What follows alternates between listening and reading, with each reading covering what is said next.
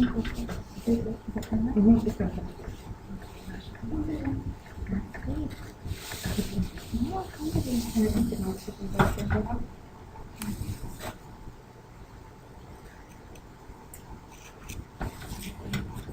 والحمد لله والصلاة والسلام على رسول الله. رب اشرح لي صدري ويسر لي أمري واحلل عقدة من لساني يفقهوا قولي. السلام عليكم ورحمة الله. It's wonderful to be here.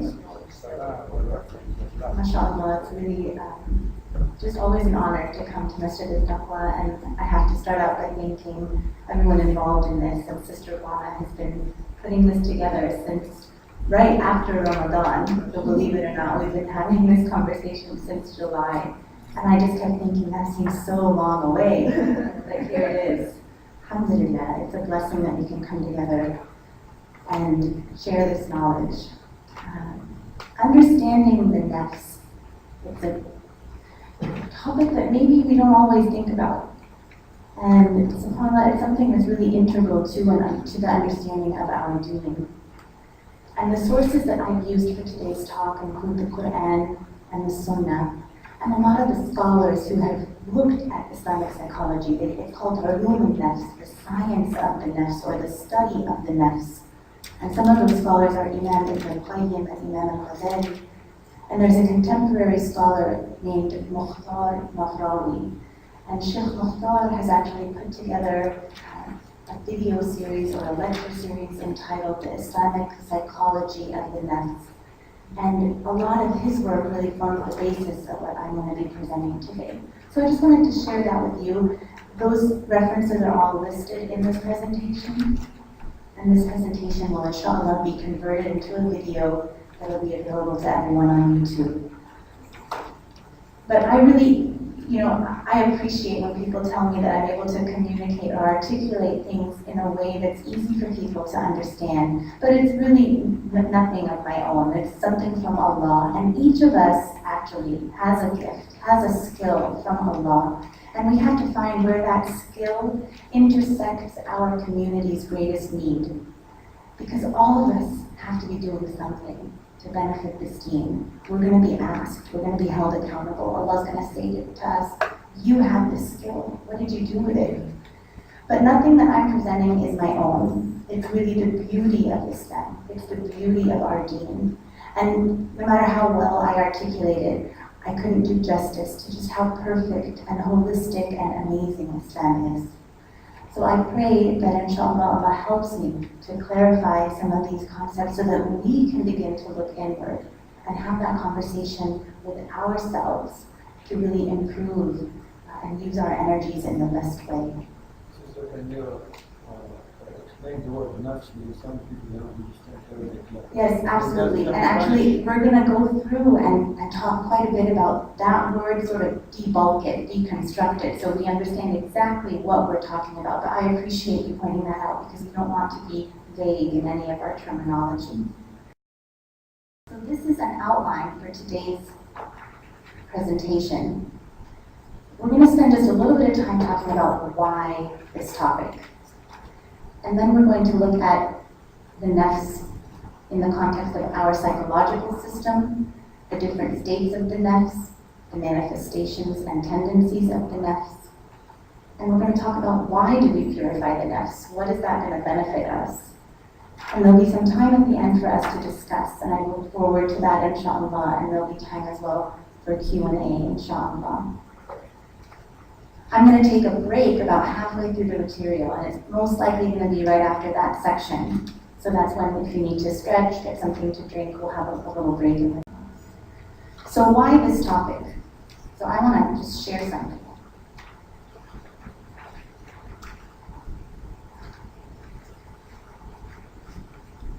Something I've noticed in my study of Islam is a lot of times growing up, learning about Islam and trying to become better in our deen and closer to Allah, we hear things, we learn things, we read things, and we don't always understand how that's important. We don't always understand how that knowledge is practically implemented in our lives. So it's kind of like when you find like a picture in your desk drawer, and you pull it out and it's all dusty, and you look at it and you're like, oh, this is kind of nice. This reminds me of something. because we don't have the context for that picture, we don't really know why it's important, we might just put it aside. We might not keep it in our minds as much as we should or focus on it as much as we should. So I brought one such picture today. This is something that my girls drew. My girls are 9, 7, and 4. And I told them, I want you to make for me a piece of art. And so they did. If I were to put this in the drawer, I probably would forget about it. And I may not really think it's that important. But this same picture could be presented this way.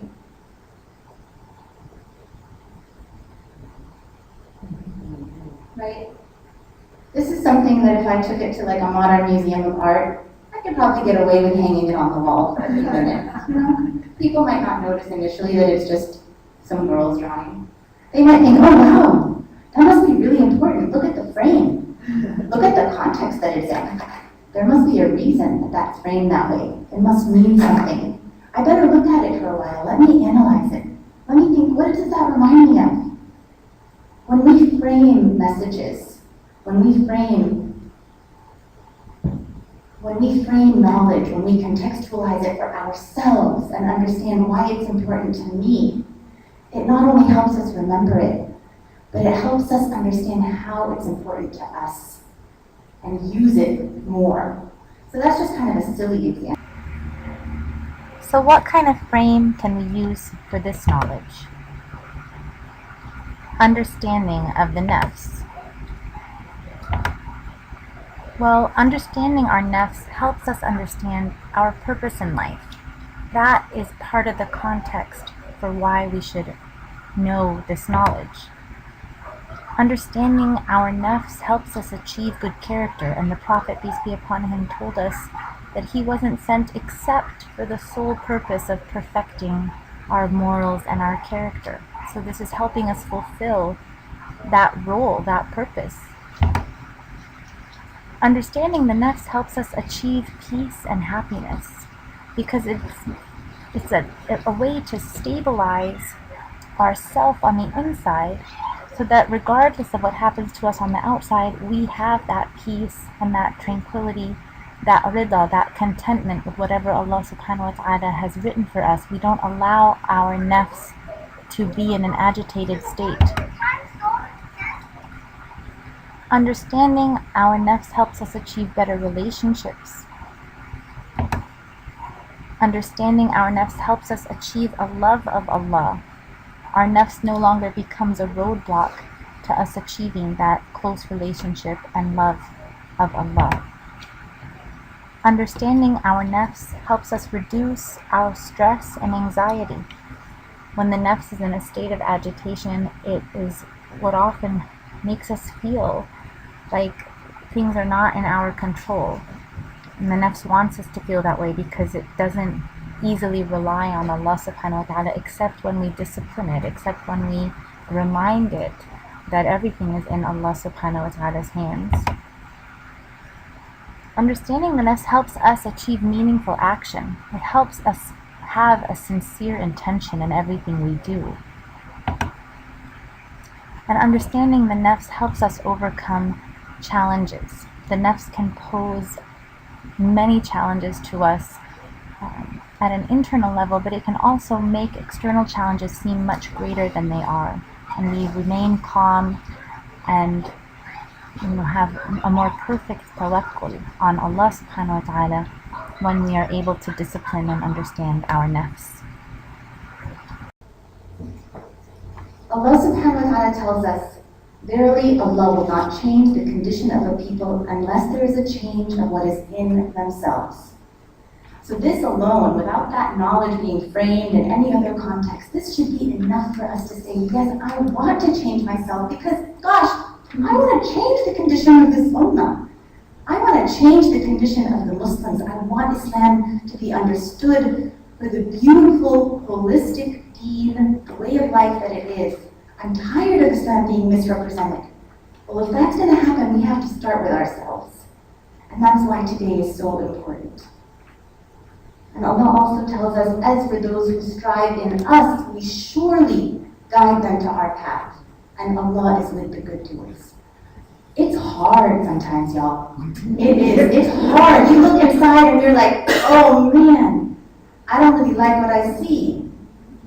But we have to struggle. We have to strive, because Allah tells us that when we do, He will guide us to His path. So it's worth it. It's worth the bitterness, and it's worth the, we gotta do that. We gotta do that.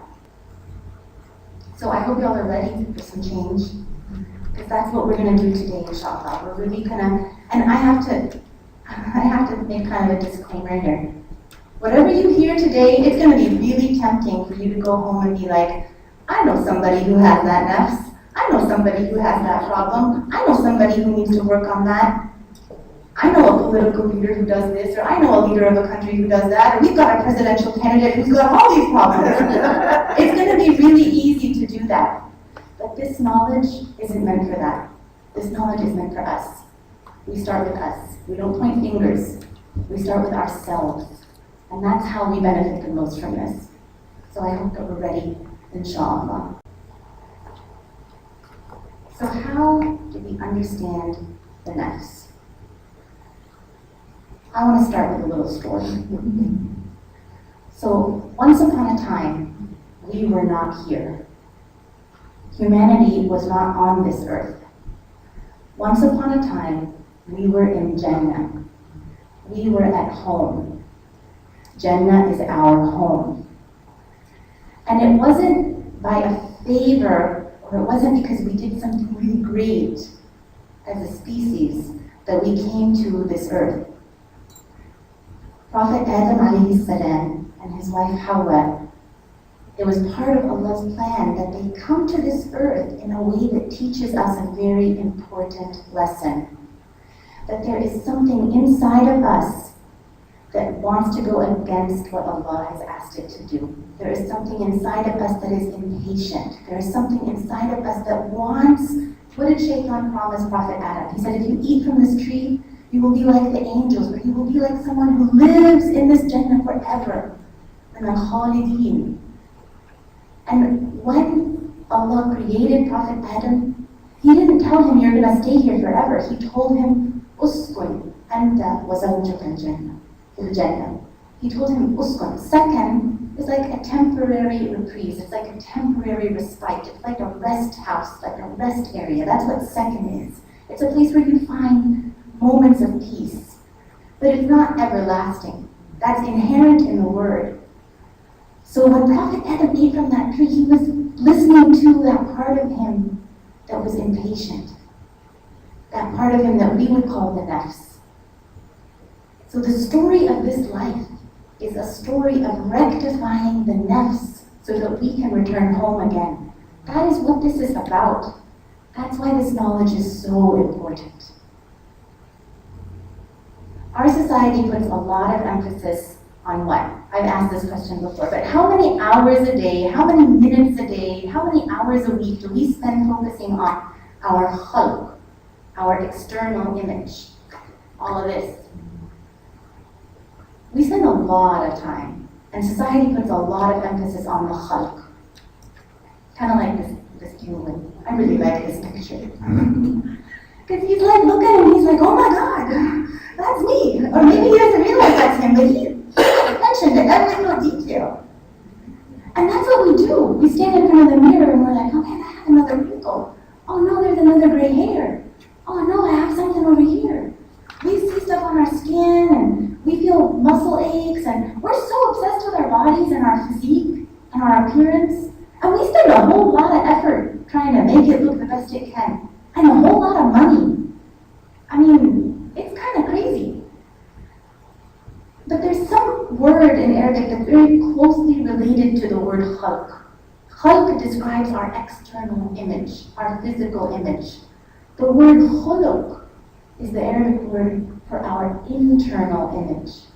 And the Prophet, peace be upon him, when he would see his reflection, or as he was getting ready, he would say, Allahumma kama hassinta khalqi, hassin khuluqi. Oh Allah, just as you have beautified my outer appearance, make beautiful my inner appearance.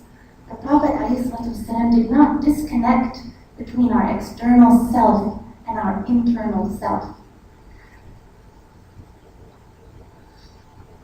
So there's a relation there. We have to remember that both of them are in need of purification. They're both in need of being cleansed. Like I gave the example the other day, if we go for a run, or we go play basketball, or we exercise, or we do something, and then we meet a friend before we've had a time to shower, and they want to just give us a big hug, we're like, no girl, I stink. We're so self-conscious, right? We don't want people to be around us unless we're really, clean and polished. Now forgive me, but if we're not purifying our inner image, if we're not cleansing our nafus, ourselves, from all the dust that they're accumulating in this environment, in this society, in this life, then how badly do our insides stink? And the people who are close to Allah can pick up on that. They can be around someone and just be like, oh man, I don't want to be around this person. There is something emanating from their soul that is not good. And so we have to try to rectify our nufus. The end result of rectifying the nafs is better character. When we discipline that part of ourselves, and this is sort of an introduction, so this is all like an overview. We're going to get into more specifics, but when we discipline that part of ourselves, we end up with better character. And when our character is good, it's manifested in our thoughts, just in our thoughts, in our words, and in our deeds. And I just love this quote, so I had to include it. Good character is more to be praised than outstanding talent. Most talents are, to an extent, a gift. Good character, by contrast, is not given to us. We have to build it piece by piece, by thought, choice, courage, and determination. And that is really the truth. And Allah sent us a mercy. He sent us a blessing in the Prophet Muhammad, peace be upon him, and he told us that his mission was to perfect human character. He didn't say, I have come to perfect your prayer. He didn't say, I have come to perfect your fasting. He didn't say, I have come to perfect your hajj. He said, إِنَّمَا بُعِثْتُ لِأُتَمِّمَ مَكَارِمَ الْأَخْلَاقِ, and that means verily I was sent to perfect human character. And that's what this deen was about. And that's why understanding any obstacles inside of us that could prevent us from achieving that kind of character, that prophetic character that Allah sent the Prophet to teach us, we have to understand those obstacles and realize how to overcome them. So, in one of the books that our scholars have written, Imam al-Ghazali, in his book, it's called The Alchemy of Happiness. He tells us that we have to understand ourselves. And he says in the book, in the introduction, he says, I may tell someone, you must understand yourself. And he will tell me, I understand myself perfectly. Can you imagine having this conversation with someone? I can imagine. And this person tell me, I understand myself perfectly. And Imam al-Ghazali says, I would respond, I have no doubt you are acquainted with your own hand and foot, your eye and mouth, and even animals have this kind of knowledge. You know that when you are hungry, it is because your stomach craves food, and when you are cold, it is because you desire warmth. But even animals understand these things. And then Imam al-Ghazali goes on and he says, the kind of knowledge of the soul which leads to the knowledge of God is not of this kind. It's not that knowledge that we think we know about ourselves. It is a knowledge of who you are, how you were created, where you are, and for what you are here, where you are going, and in what does your happiness reside, and how do you secure that? And in what does your misery consist of, and what must you do to avoid it? So that requires that we look inside. And a lot of us, when we look inside, we're going to see something like this. I'm included in this. We are not going to see this crystal clear pond where we can just decipher, oh wow, look, that's me. It's going to be more like this, so it takes time. It takes actually two really important things. The first of those our scholars call it muraqabah, where you are watchful of yourself. It is an inner watchfulness. And you cannot be watchful of yourself when you are so distracted by people and by material things and by the world. And it's really hard to have that inner watchfulness, to be keenly aware of what's going on in you when you're just in the midst of everything that Allah has created. So it's beneficial to find time in your day to practice that. Even if it's right before Salah, you're about to have a conversation with Allah, look inside for a minute, maybe after Salah. Salah punctuates our day 5 times a day. It gives us an opportunity to reflect on ourselves. And when we do, that ripple will start to calm. It will start to calm and things will be clearer. So today we're just introducing a lot of knowledge. We're beginning a conversation and we're trying to find the motivation to start implementing this, where we can sit and look inwards and start to better understand ourselves. So I don't want you to be discouraged if you look inside and you're just like, I don't know. That's okay. It takes time, it really does. It takes time and it takes struggle, but Allah will guide us to His path when we initiate that struggle and when we persevere on that path. So we're going to take a closer look at the Nafs. And I'm going to start with an overview of how the Nafs fits into our system and of a definition that I think we can use for the word Nafs. And then we're going to go on in the second part of the program to talk about the states of the Nafs and how the Nafs can manifest itself and how we can discern where our Nafs is in all of this. And then we'll have some discussion, inshallah. So the Nafs is a part of our psychological system. And a system is a set of connected things or parts forming a complex whole. In any system, we need to know 2 things. We need to know what are the entities that make up the system, and how should these entities interact so that the system functions most effectively. I like to give is one that we're all familiar with. The solar system. It's a system. It has components. It has a sun. It has planets.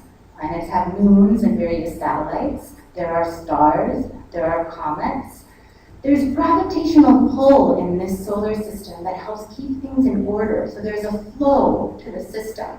And that flow helps us understand how all the components interact most effectively.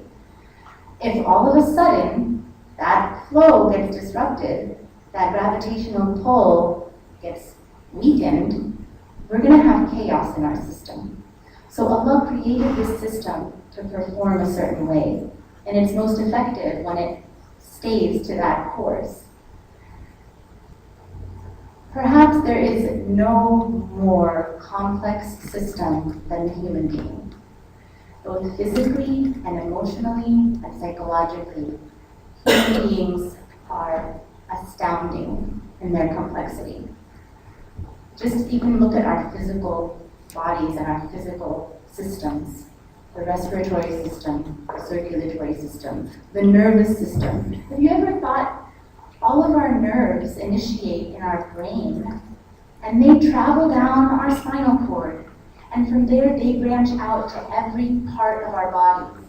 My dad was in town about a week ago and he started having this immense pain in his knee. And we did all these tests and did all this stuff only to find out that he had something going on in his back that had pinched a little nerve. And that little nerve caused so much disruption to his life, so much pain. He couldn't walk, he couldn't sit, he couldn't stretch his leg, so many things. And we don't even think about the complexity of the physical systems in our life. Our and emotional systems are similarly complex. So what entities make up our psychological system? This is what Islam teaches us. Islamic scholars, I was listening to one Muslim psychologist who's doing her PhD in psychology, and she was saying our tradition really paved the way for so much of what now we call modern psychology. Our scholars know so much because Allah created us. And he gave us this guidance to help us understand ourselves and help us understand how to behave in this world. So when scholars inductively took from that, they were able to decipher a lot. And then later, other psychologists, people like Freud and others who studied the human psyche, they came up with the same, almost the same conclusions. So we are composed really of a heart, a brain, and a self, or an ego, as Freud call it, or in Islamic psychology, we call it the Nafs. And these components are supposed to function. They have a flow in a way that is most effective. There's an ideation for them. So I'm going to break down each of these components briefly. We've spent a whole lecture series talking about the heart. Sister Luana organized that. That was the first one we ever did. So this is just like, I like to compare it to hooks. When you want to put a coat rack up on a wall, and you have a whole bunch of coats, and you need hooks. You can't just throw the coats on the wall and expect them to stick. So you put the hooks in the wall first, and then you have something to hang the coats on. Well, these are hooks for our future knowledge. These are things for us to hang future knowledge upon. This is not everything. So these are the hooks. So what is the heart? Allah tells us the heart is that part of us created to hold our iman. It is a container for our iman. It is our source of spiritual perception, knowledge, and understanding. Western society tells us that we understand with our minds. But Islam tells us, no, you understand with your heart. Your mind is involved, but your heart is the leader. The heart gives us peace, serenity, and tranquility. And I think we've all probably felt that. Have you ever just had a really busy week, and then you walk into the masjid to pray 2 rak'ahs, and you just feel that serenity or that peace? That's a feeling in our hearts. It isn't in our minds. It isn't in our toes. It's in our hearts. And Allah created our heart for that purpose. It is that part of us that is guided or misguided. And there are numerous references to this in the Quran. The heart is what is guided. It's not, it's not the feet. It's not like we walk because we're guided in some direction. It's our heart. So what is the brain? For today's purposes, I want to talk about the brain as an information collecting and processing center. The brain takes in information from our environment and it processes that information and it uses the heart to now decipher and discern and determine if that information is good or evil, if it is true or false, if it is something that I should pursue or something that I should stay away from. There is a very, very strong connection between our hearts and our brains. Now, what is the nafs? And I maybe should have put this slide at the very beginning of the talk, but I wanted, like I said, to maintain the use of the word nafs throughout the conversation because that's the Quranic term, and I think that it's helpful when we stick to that.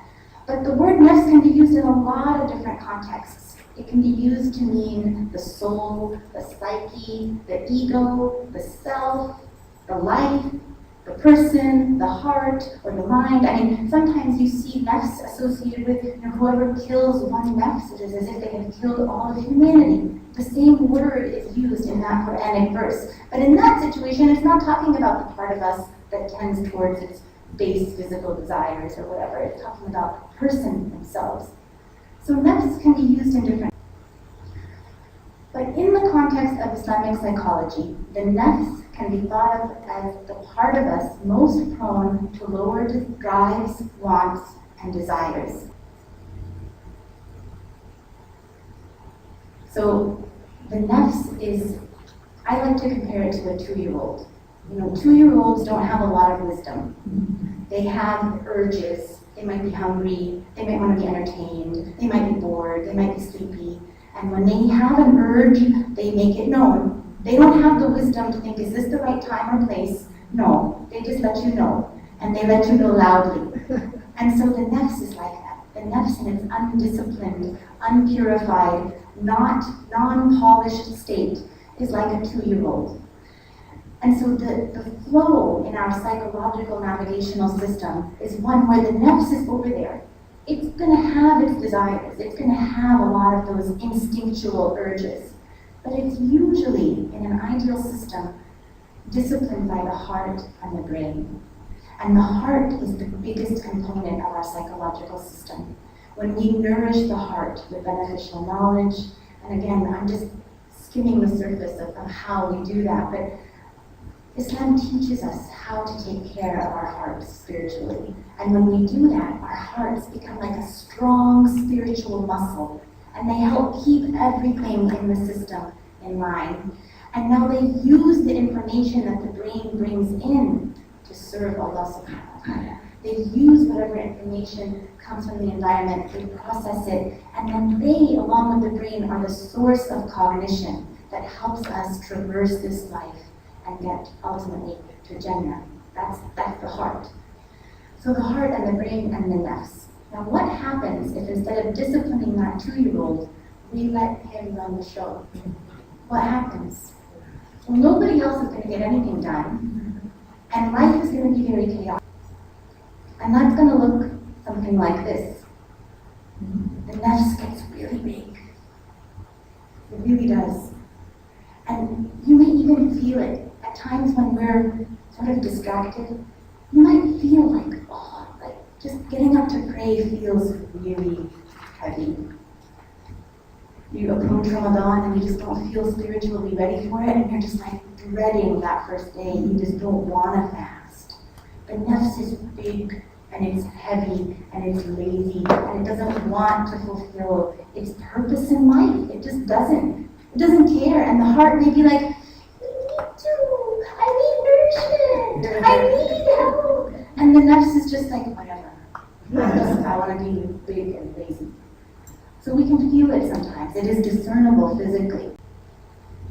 This is, our tradition, like I said, comes from how Allah created us. And so other traditions often have things very similar to our tradition because the source is the same. Allah created all of us. And I think this is maybe one of the most beautiful things I've come across. And it says, I'll read it off this slide. One evening, an old Cherokee told his grandson about a battle that goes on inside people. He said, "My son, the battle is between 2 wolves inside us all. One is evil. It is anger, envy, jealousy, sorrow, regret, greed, arrogance, self-pity, guilt, resentment, inferiority, lies, false pride, superiority, and ego. The other, that is the other wolf, is good. It is joy, peace, love, hope, serenity, humility, kindness, benevolence, empathy, generosity, truth, compassion, and faith." The grandson thought about it for a minute and then asked his grandfather, "Which wolf wins?" And the old Cherokee simply replied, "The one you feed." And I just think that's awesome. That's amazing because that is exactly what the Islamic tradition echoes. This is very, very similar to what Allah subhanahu wa ta'ala and His Prophet have given us. So the fact that it is found in a Native American tradition, or the fact that Freud came up with similar conclusions, or the fact that various psychologists around the world have said, yes, the psychological system has components to it, and there's this component and that just reaffirms that this message is so amazingly true and clear and beautiful, and that we have to internalize it and share it with other people. So I'm going to leave you all with that thought. And we're going to take maybe just a 5-minute break. 5-minute break if you need to stretch your legs, get some water, and we will resume exactly, inshallah, at 11:05. And we'll go through now a much deeper understanding of the nafs, of the states of the nafs, the manifestations of the nafs, and how on earth do we overcome this wolf inside of us? How do we begin this process? So inshallah, I'll see you all back in 5 minutes.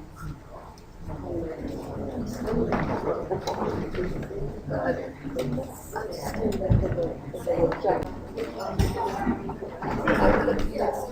Alhamdulillah, fine.